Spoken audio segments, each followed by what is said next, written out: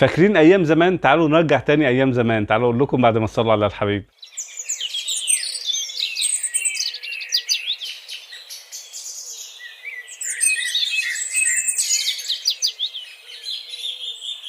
السلام عليكم ورحمة الله وبركاته. أمي بتسلم عليكم وبتقول لكم عايزين بصلتين. أمي بتسلم عليكم وبتقول لكم دوق الملوخية بتاعتنا. أبويا بيقول لكم هيفوت دلوقتي على عم صلاح علشان يزوروا عم حسين علشان هو عيان.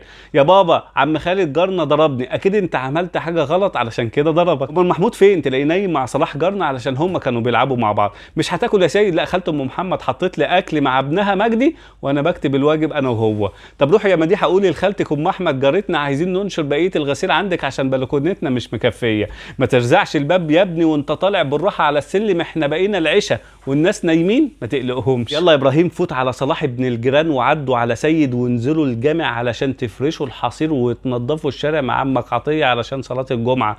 يما الحقي محمد جارنا خربش اخويا وعوره في دراعه.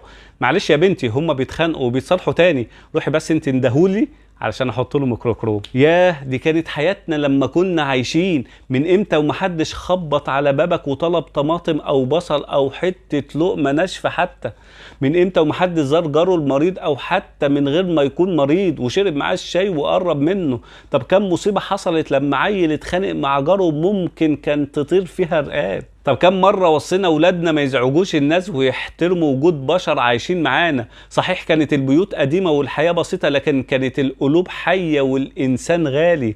فقدنا طعم الجيرة وفقدنا التواصل بالود والمعروف. سبحان الله كانت القلوب طاهرة. جملة أمي بتسلم عليكم دي كانت عبارة جميلة بتعبر عن جمال المحبة وجمال روح الجيران، وهي دي سنة سيدنا النبي صلى الله عليه وسلم لما كان يوصي زوجته ويقول لها لما تطبخي زودي وقت الجيران. النهارده بقى الحياه ما بقاش ليها طعم بعد الاستغناء عن الجار والسجن بين 4 حيطان. تعالوا نحيي سنه سيدنا النبي صلى الله عليه وسلم. تعالوا نرجع نحب جيراننا ونتعرف عليهم.